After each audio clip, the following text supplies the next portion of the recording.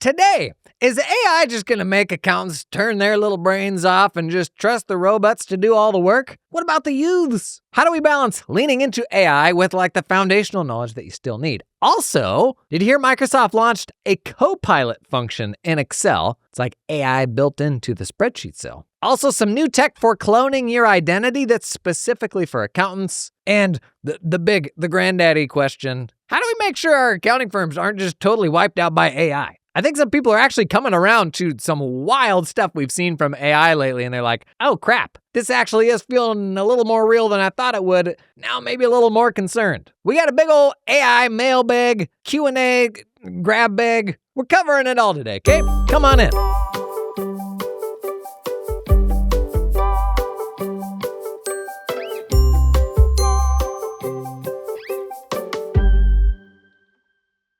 This is a Q&A episode from the comments y'all have left. Thank you very much. If you've got a question that you're thinking about, somebody else is too, pop that stuff in the comments. We have a conversation about it. It helps everybody. This question, it was a great one. After talking through ChatGPT agent mode specifically, which is really, really powerful. After talking through the new ChatGPT, GPT-5, using it for research, a great question here. From CBS450, doesn't this defeat the purpose of people actually learning? I would just have a bunch of uneducated staff members under me incapable of actually researching anything outside of going to ChatGPT or thinking for themselves. Saving time is one point, but the purpose of a junior researching a tax question is to learn. This teaches them nothing except that they are expendable at the sake of profits. Elephant in the room. It's a great question that lands so totally differently with folks. It is such a big spectrum of how folks are processing this problem right now. One thing, first and foremost, that I think we always have to keep in mind is every big technological change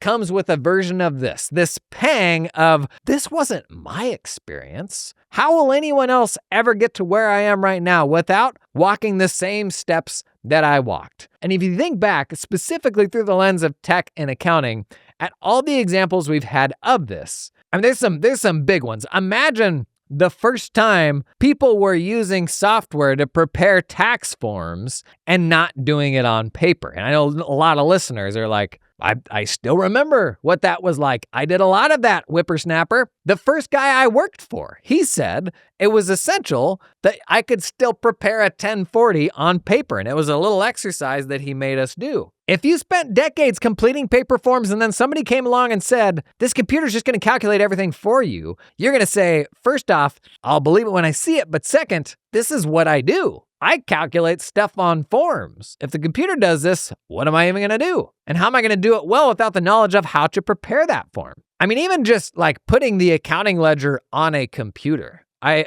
had a partner I worked with that always prided himself in sharing that his first job was like footing totals and running these massive 10-key tapes. That was all that he did. And he always shared this story. And I'm like, how do you want us to react to this any way besides just thinking, man, you're right, you are really old. But he would very proudly share this story. And I think this is just inherent in change, is we only have what our own journey was to perfection, which is where we are right now, right? And because I can only see of how I got to being perfect via my own journey, if someone else isn't going to have the same journey, then I have a hard time ever envisioning them as becoming what I am today, right? Rising to the level of me. Obviously, this is tongue-in-cheek.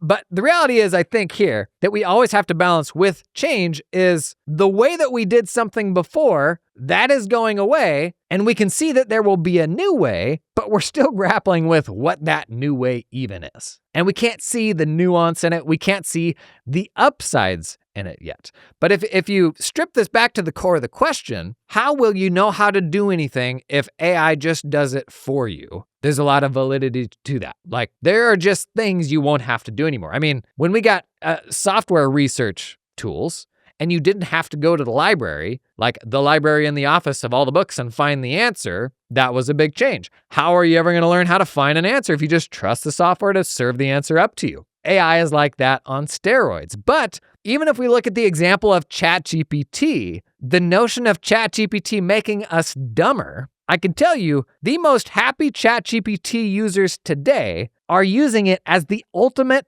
tutor, learning how to do things they never could have dreamed of doing before, writing macros to solve their workflow headaches. The other day, I needed to get an export of every email I had sent out of my Gmail account. And ChatGPT wrote like a Google Apps script. I had never done an app script before. I just described what I needed it to do, and it said, here's an entire app script that you can use, and it will get you that. And I was like, I don't even know how to get to app script. And it told me where to go. I put this like 200-line block of code in, and it said, click run, and it gave me exactly what I needed in an Excel sheet. Not an Excel sheet, in a Google sheet. Is that making me dumber? I don't know. I can tell you, ChatGPT is giving people powers they have never had before. And if you use it the right way, it is the ultimate tutor to unlock new skills. So I totally get it. When we all stopped working in the farms and the Industrial Revolution happened and we weren't working fields all day, did our bodies get weaker? Probably not, because they were working in factories. That's a bad analogy. Look at white-collar work now, where everybody just sits on their cans all day, sitting at a desk. We all just turn into slugs. As long as our little legs can bobble us to and from work, that's all we need our bodies for, as we just jack in to that 17-inch Dell monitor on your desk. The people living that lifestyle now, they have home gyms. They're like, I got to work out every morning so I don't get fat and unhealthy. Meanwhile, the contractor comes over and he's already like 30,000 steps into his day. And he's like, I love that for you. I love that you have to go out of your way to exercise. We are entering just like a fundamentally different age of how to work. And it is going to destroy, like rug pull, a whole lot of old ways of working. In fact, in this video that they're commenting on, there were some really cool examples of using AI to complete this spreadsheet end to end. And since then, I've actually got a number of emails from folks that are like, I just gave it 3 credit card statements and 3 bank statements, and it gave me like a full, like, completed ledger, probably to the level of a junior person in less than 5 minutes. Like, I've heard so many stories of that now, where it's like, it's impressive that it's pretty darn good right now, like at a junior preparer level. But the bigger thing is, right now, you would never go back to doing it the old way, and every new model makes that entire process better. So we are already closing the door on keying in transactions from a bank statement. If I can chuck a bank statement into an AI tool and it gives me a perfect extract of everything on the bank statement, I am never going to key that stuff in again, right? Now, should that problem exist in the first place? No. The fact that I only have a bank statement, I don't have a bank feed, I don't have a transaction download. And these are many of the problems AI is solving for us right now, is things that shouldn't be problems in the first place, but they are. And AI is like the greatest Band-Aid we have ever had for solving these dumb problems that I wish didn't exist in the first place. But day by day, the old way of doing things, they are going away in record time, and that's going to be a hard thing for people to get their heads around. But if you are the person that did that thing the old way, here's the thing, is that insight is incredibly valuable. Because a little whippersnapper coming out of school and coming into the firm now that just blows past all that stuff that you had to do, they're going to have unique skills. They're going to be very, very good with AI because they just got through school on AI. So they're going to bring some interesting things to your firm. But it is going to be your perspective, having walked the slower path of doing things in a manual way and all that, it is going to be your perspective that helps round out that person. That's what makes your perspective still so important, is the best version of like what we do moving forward is the combination of both of those things. I need the youths. I need the people who have spent thousands of hours with AI already coming into my firm to help all of us old farts develop. For goodness sakes, I will give a talk about AI to a whole bunch of accounting firm owners, and they're like, I love it, but boy, how am I going to find any time on Monday to do this? Meanwhile, you got a whole bunch of Zoomers running around that are, falling in love with their AIs. Both of those things, they are problematic. What we need is the balance of both and the perspective of the old guard to say, when you come in, if you bypass X, Y, and Z, we still got to somehow get you like this sort of context to round you out a bit. And that's probably not by making them go to the tax library and pull the book on the shelf to do research the slow way. it probably looks like helping them get a broader understanding of like, what are these sources that it's pulling from? Like, what are authoritative sources and what aren't? And then when you start leaning into AI more, maybe with the help of some of these folks that are more adept with AI, then what about that? The world is your oyster at that point because you have both. You have the history, the context, and you have AI. This is your game to lose at that point, buddy. And I think we are still so early on in this where there's going to be so much grappling with the speed of change that this is going to be a tough thing for us to navigate. It's not too dissimilar to, some folks struggle to make junior team members useful in their firms. And we talk about this in the content a lot, the nature of de-skilling work. How do we design systems to ensure repeatable outcomes? Do I have a system that ensures we can consistently deliver results to clients within the expected time frame? Like, have I designed a machine that's capable of that? And that comes down to how well can we delegate? How well can we systematize? Are we overly reliant upon expertise and people that just have experience? Or can we create systems that will allow even less skilled people to contribute to that process? That's a learned thing. Some folks will really struggle to get anything out of interns, out of junior folks, because they haven't invested in how do we train people? How do we develop systems not to be overly reliant upon expertise? All of those same limitations, I would say, apply to AI usage as well.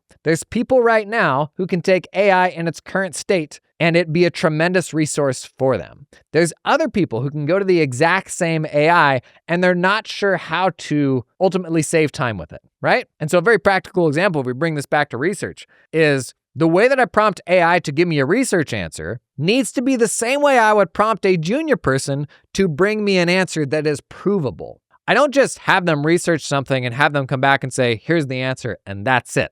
If a junior tells me what the answer is, I kind of don't care. I just want to see their work to be able to prove that that actually is the right answer. And so the goal shouldn't be to get to the black box answer fastest. It should be to get to a provable answer fastest. So the folks who are most comfortable with AI right now, they're going to prompt it the same way they would prompt a junior, where they're like, here's what we need to get to.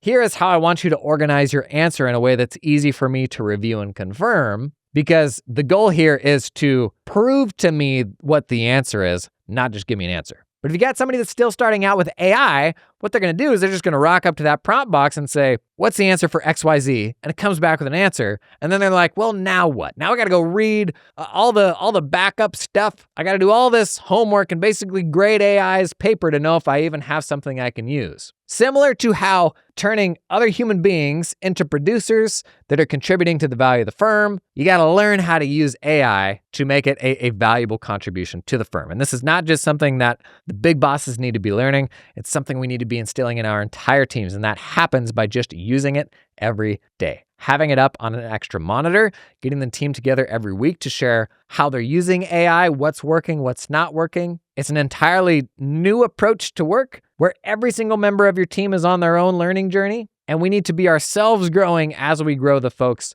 on our team, because the upside is so significant. You do not want to wake up 2 years from now and have an entire team of people that don't know how to use AI. It's going to suck on a number of levels, and you're going to start sniffing around on the job market and be like, who can I hire that knows AI stuff? But the worst part of that is it'll be your fault. These people are clocking in for you every day, and if you don't show them the path for how to continue doing their jobs with AI, man, I don't want to leave that person in a worse place than I found them when they came to work for me. So there's 100 versions of this conversation, like how are people going to be able to do their jobs if they don't have all the same context that I did? And oftentimes the answer is, I don't know. It does seem like that would be essential to know what you're going to do going forward. But you can also look back at 100 examples in the past where people would have said the same thing, and we still got to where we are today. Honestly, I think it's an opportunity for the old guard to speak into the new stuff that's happening and round out the folks who didn't get all the same context that you did. This episode is brought to you in part by TeamUp, who will find you talented accountants in the Philippines. TeamUp, their motto, hire a person, not a company. So TeamUp's difference is they're for the folks that literally just want to engage the people in the Philippines to come and work for them, rather than like Accounto Corp, who then employs a bunch of Philippines accountants and then you pay Accounto Corp. Because sometimes the problem with Accounto Corp is you're paying as much to Accounto Corp as the actual individual that's on your team gets. And that's kind of a bummer. If I'm paying $2,000 a month and only $1,000 of that's going to my team member. Very common progression that I see with folks building offshore teams. They start with Accounto Corp for the first few hires, and then they're like, we just want to do this ourselves. We actually don't like the middleman. And oftentimes it's actually impossible or insanely costly to get your team member out of Accounto Corp. So then you're kind of like trapped. Anyways, team up. They've got recruiterments on the ground in the Philippines who will find talented folks for you. You just work with them directly, same way you'd work directly with somebody in the States. If you haven't done it before, you're gonna have a bunch of questions. What about computer stuff? What about security? The answers for those are usually the same as whatever you do for your domestic team. What about disclosures? If you do tax work, yeah, you gotta put something in the engagement letter. If you're using it for 1040 work, there's a standalone disclosure that you do, but I did both of these in my firm, wasn't a big deal. And Team Up, they've helped so many firms go through this that they can give you great expert answers and best practices for how to navigate any of these things that may be spooky. Even if you just wanna have a conversation to learn more, hit them up. That's Team Up. Learn more, check out a link down in the show notes. If you've ever seen my tech selection pyramid, it's basically like Maslow's hierarchy of picking out tech in your accounting firm, because picking your firm in the right order is very important. You start with the foundational tools and then you layer in the automation stuff on top of it. And wouldn't it be nice if your foundational tools could just do all of that stuff?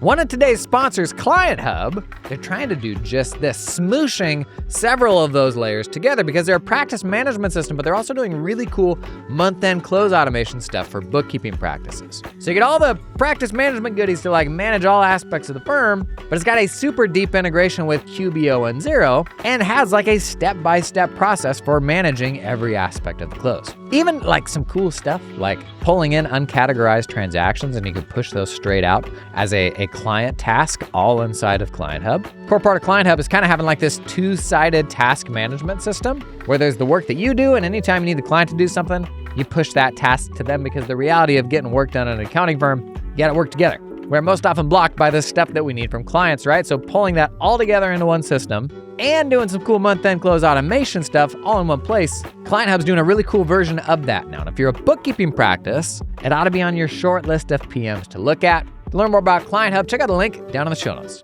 Okay, a question I got from someone that was actually about a vendor in the tax space. And then we'll get to this new Excel Copilot function that's pretty cool. Basically, the company said, our approach to helping with your tax workflows, we can automate basically the entire 1040 process. And I wanted to flag this as something to kind of help your BS detector. I think I've shared this story on the podcast before, but one of the most disappointing conversations I've ever had with a tech vendor was with a pretty high-profile company. I met with their vendor outside of a conference in Vegas, and quickly became clear just how profoundly unaware they were of what accountants actually do. And particularly around tax workflows right now, there's a lot of companies that think what we do is put numbers from government forms into our tax software, as if only we could perfectly extract the numbers from all the government forms and put it into the tax software, then we will have automated all of 1040 prep. And if you run a tax shop, that is just not what you do. In fact, those returns that come across your desk, we should probably be referring those people to TurboTax, to H&R Block.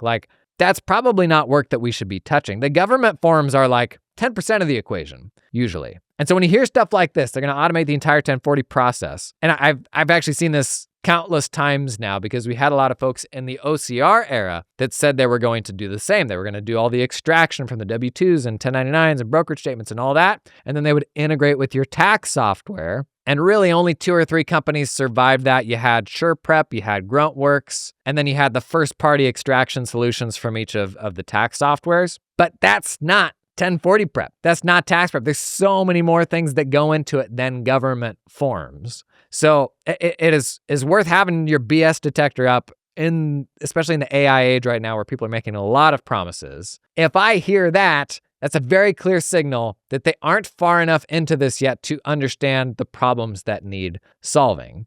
And the bigger point here is this person's having a conversation with a new AI vendor, and they're like, this is really exciting. I think I'm going to commit some returns to them and help them out and help them develop. I am such an advocate of using the platforms that already work. There's already cool AI platforms that will do tax workflow stuff. What is the rationale for going to a brand new company that just started and really doesn't even know what they're doing yet, when I got returns I got to get out the door now? And there are thousands of firms that will stand by other like AI tax workflow solutions, don't get sucked into the allure of they finally cracked the code, because that landing page copy, it is usually paper thin. And the bigger and more hyperbolic it is, usually that is a signal that they don't yet know what the problems even are that need solving. And if we go back to the tax research example where it just spits out an answer, that is a great example of something that is not useful for me. A tool like a black box tool giving me a completed return, that's the same as ChatGPT just giving me a research answer where I'm like, well, now what do I do? Like, how do I make sure that it's right? And you can argue like, yeah, but it'll do the review too and all that. And I'm like, well, then what am I? Just like a signature jockey? Like I can't sign my name on something that I haven't verified. Like that's the entire point of what we do. And it's why the most successful companies in the space right now, they are implementing AI into an actual process where it says, here's step 1 of getting this work done. Here's step 2, here's step 3. AI is embedded in the getting done of the actual work. You see this in bookkeeping apps, in month-end close automation. You also see it in the leading tax workflow tools. They are not just doing this one razzle-dazzle thing. They are giving you a way to actually manage the process with AI embedded in there to assist in all of the steps that it can assist in. It's not me giving the tool a pile of docs and then giving me something finished back. That's not realistic. And the folks who are saying that, like, they're just not far enough along yet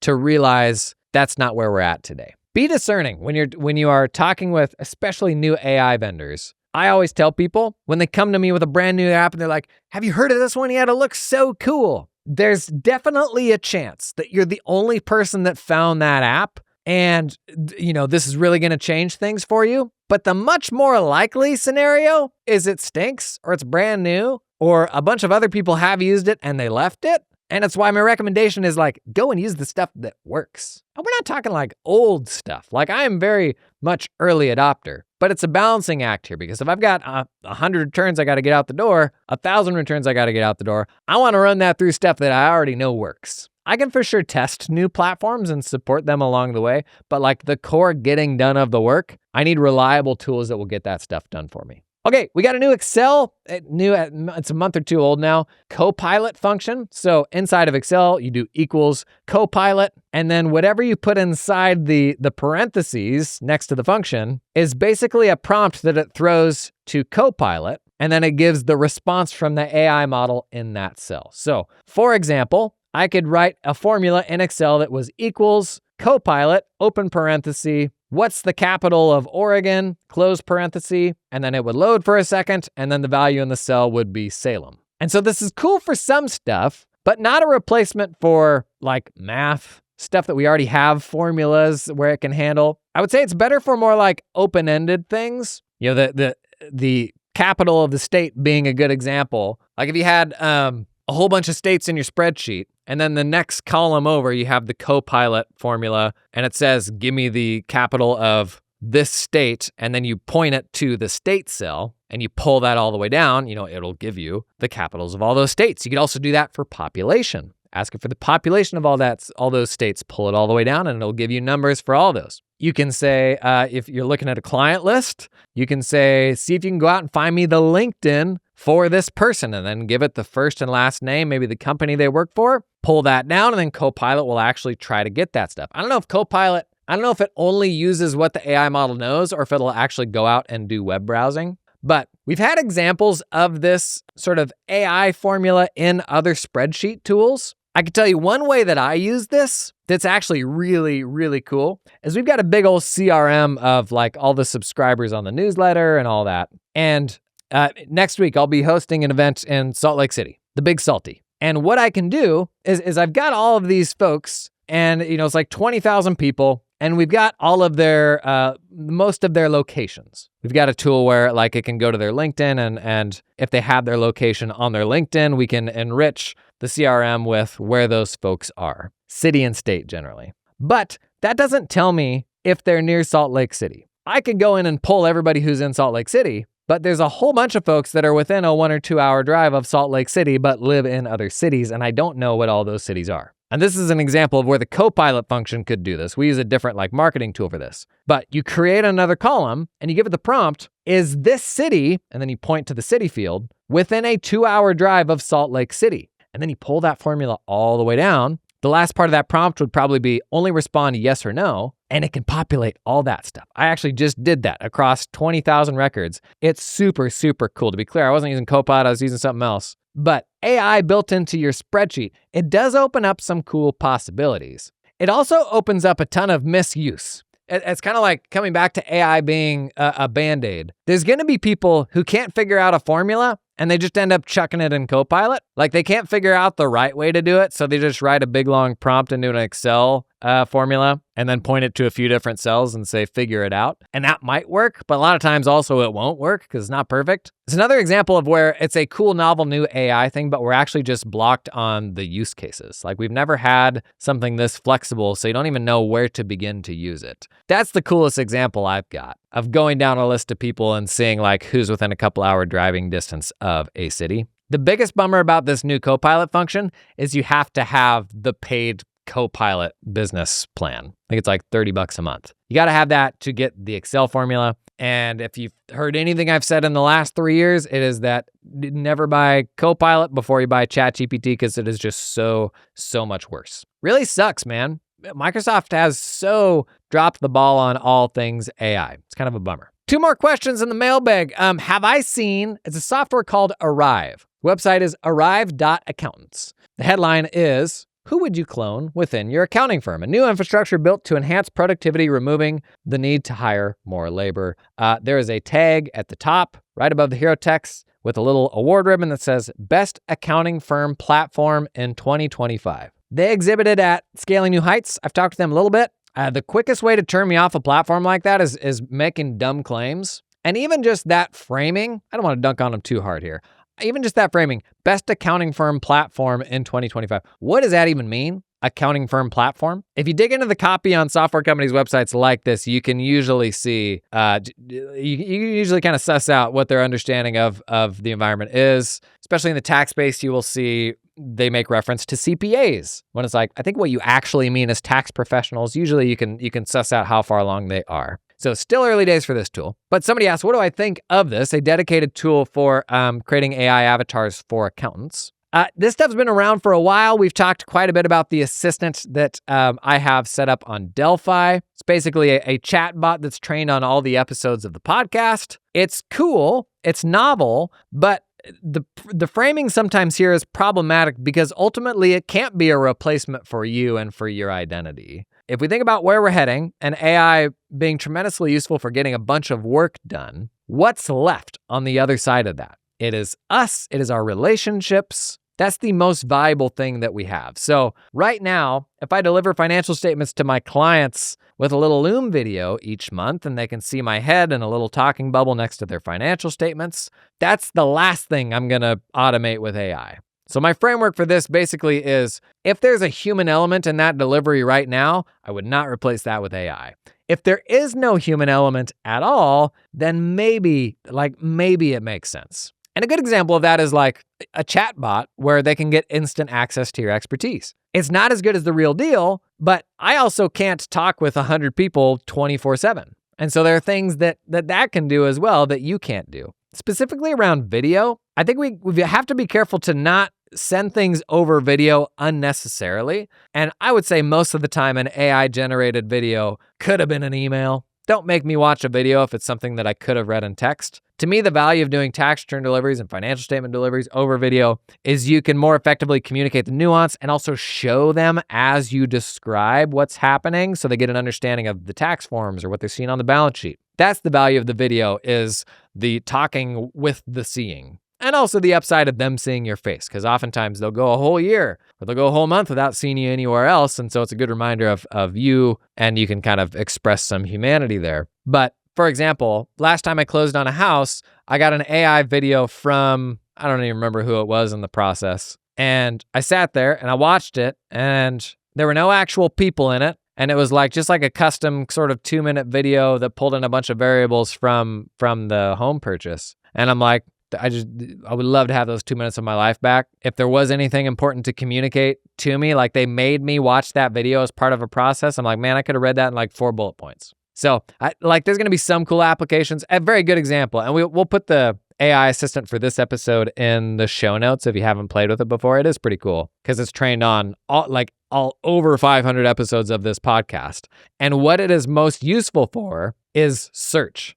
Man, I remember he said that one thing in a podcast a long time ago, but now I can't find it. That is what makes it really valuable. I will even use it when people ask me, like, when did I talk about X, Y, or Z? Like, I will go to my own chat assistant and ask it the question, and then it'll give an answer, but it'll give citation. So it'll say, 21 minutes into this episode from 2 years ago, you talked about X, Y, Z. That's really, really valuable. So some of that is interesting, but even if we start doing more client-facing chat assistants, the best chat assistant will be the one that's connected to the client's context. That is their past tax filings, their accounting ledger, and all that. I really think it's the practice management systems that would be in the driver's seat to do that well because they have all of the context that can make it a good assistant. But we're still kind of working through what are the appropriate places to use that and the ways that just feel weird, where we shouldn't be removing ourselves from the equation. You know what I was just thinking about? Just how much I accommodated my clients' crappy old banks that just created so many workflow nightmares for us. This is an ad read for Mercury, just so you know. Literally having clients share their password with you so you could log into a client's account to a bank. Having to have them send you 2FA codes? Little 2FA codes where the text literally says never share this 2FA code with anybody. So many problems with that. Don't get me wrong, it's an essential part of delivering bookkeeping work. But then I would be so apologetic, I'm sorry, this is such a headache. I wish it didn't suck like this. Gang, there are solutions for this, like Mercury. I literally ditched a traditional bank and use Mercury now myself. The client gives you firm access, and then you assign user access for the people in your firm, and it can get super, super granular, like the way that user management actually should be. So next time, when you get that stupid situation with a client that is not secure, and they're annoyed about 2FA Olympics, just remind them, buddy, there's a solution to this. We can help you with this. We'll help you make the switch to Mercury. You'll have a vastly better experience. You get a bunch of razzle-dazzle features your traditional bank doesn't have, but then we can lock it down with proper access to whoever needs access to it. So the next time they complain, don't apologize. Say, here's the solution. Do you want us to help you through it? Think about it, all right? To learn more about Mercury, check out the link down in the show notes. Funny thing happened recently when I was at a conference with one of this episode's sponsors, MakersHub. So MakersHub, they're like an AI accounts payable platform. The party trick is they're using AI vision models to do extraction at a level that was kind of never before possible with OCR technology. But I was doing something at their booth. Some of their customers came by, it is one of those tools where the customers are kind of raving fans. But a funny thing kept happening. People kept throwing out these ridiculous document situations they have where they're like, I got this client, I have X, Y, and Z problem. It's a total mess. We spend so much time on it. And they just start riffing on it, with the MakersHub team. And they're like, oh yeah, no, I can see, you can do this potentially. Our product doesn't really do that, but actually if we change this or that, this could potentially work. The team is just they're just a bunch of document processing geeks who are also AI nerds. And the product very much is the marriage of those two things. And it's what MakersHub does best right now. The biggest, ugliest accounts payable stuff that you got. Man, I had some gnarly clients where MakersHub would have saved us so much time. If you're out doing conferences at all, you'll see MakersHub a lot at Intuit Connect. I'm gonna be there. I think I'm actually co-hosting a thing with MakersHub. But if you got any ugly bill pay stuff, class tracking projects, inventory, manufacturing, stuff like that, definitely worth giving MakersHub a look. To learn more, check out the link down in the show notes. Some context for this last question. I shared the story recently of someone on LinkedIn, a tax pro. They used ChatGPT's agent mode, which can navigate a web browser on its own. They used agent mode to complete a client's tax return in TurboTax. And so they didn't give it real information, but they gave it some made-up information like W-2 and stuff like that. And ChatGPT's agent mode went through the entire process in TurboTax of completing the return. TurboTax tried to upsell it umpteen different times. It navigated all of that. And in the end, the return it prepared on its own in TurboTax was the same as the return that the tax professional generated out of their professional tax software. So this was a very simple return, basically just a government form return. But ChatGPT's agent mode is already capable enough to walk through a simple online tax prep system like that and prep the whole return. Wouldn't it be wild if today your tax software was web-based? Intuit Pro Connect people right now are like, yeah, finally, we did it. We're already to the point where ChatGPT's agent mode can do meaningful work inside of online systems. And it's stories like this that people are starting to see and kind of getting their head around the scope of the impact of AI. I think that leads to questions like this. How can the firm remain valuable to clients and avoid being totally replaced by AI tools? They said they're mostly receiving inadequate and surface level answers at this point. That is the $1 million question. People love to sugarcoat this one. Man, every conference you go to and every software vendor is real quick to throw that blanket around your shoulders and say, everything's going to be fine. Everything's going to be all right. The reality is it'll be something in the middle. Some accountants will not be all right. They will set up camp in a place where AI is capable of coming in and just doing all of that work, and then they're going to be in trouble. There's going to be a lot of accounting firms that are going to be totally fine. There's going to be accounting firms that lead the charge into doing work with AI, and it'll be a huge opportunity for them. I think a lot of them are listening to this podcast. But a big thing worth thinking about as we're grappling with what is our identity going forward is the answer to this question really boils down to what you would say you're in the business of doing. Are you in the business of completing payroll allocation spreadsheets, of classifying bookkeeping transactions? If you're in the business of the doing of the tedium, then yeah, you're probably going to have a hard time in an age of AI. But if we find a better way of communicating what our value is, for example, I would say my role running an accounting firm is quite simply to help entrepreneurs overcome blockers to running their business. Blockers related to accounting, blockers related to compliance. I didn't run a bookkeeping business. We partnered with small businesses that didn't want to deal with this stuff, and we handled it for them on the back end so they could run a more lean team and they could focus on what they were passionate about. And we could handle this stuff, handle that back office for them behind the scenes. Many aspects of how we did that work are set to change in an age of AI. But on the other side of AI, are there still going to be blockers for that entrepreneur to be able to run their business? Are there still going to be blockers related to accounting and related to compliance? Yeah. There's no super strong AI timeline where you just snap your finger, it does all the accounting, it does all the tax, it works out what all of the politicians, how they want to complicate things this year, and it just perfectly navigates all that. I don't see a near future world where there are no blockers for entrepreneurs to do what they do. And as long as that's the case, I'm going to still be in business. Because whatever that means and whatever that looks like, that is my role, that's what I sell, that's the value of what we do. And the even better version of that messaging is the one that's through a specific type of client's lens. Because ChatGPT will always be most powerful in the general applications. And the value we can provide is in the seasoning in of the nuance of, that general thing doesn't apply in situation X, Y, and Z. I know that's the right answer for most folks, but it's not the right answer for people like you. So if we can keep getting more specific about who we're talking to, I think this is also a great way to protect ourselves from AI. But how do we avoid being totally replaced by AI tools? It's by doing things that AI tools can't do. And a lot of that's going to be in our relationships, in creating cool experiences for people, understanding what their problem is and how we can take them to a transformation that then helps them to overcome that problem. And I don't to be clear, I don't know that most accounting firms think about what they do this way. And if you want a signal, this one's going to hurt, buckle up. If you want a signal, look no further than your website.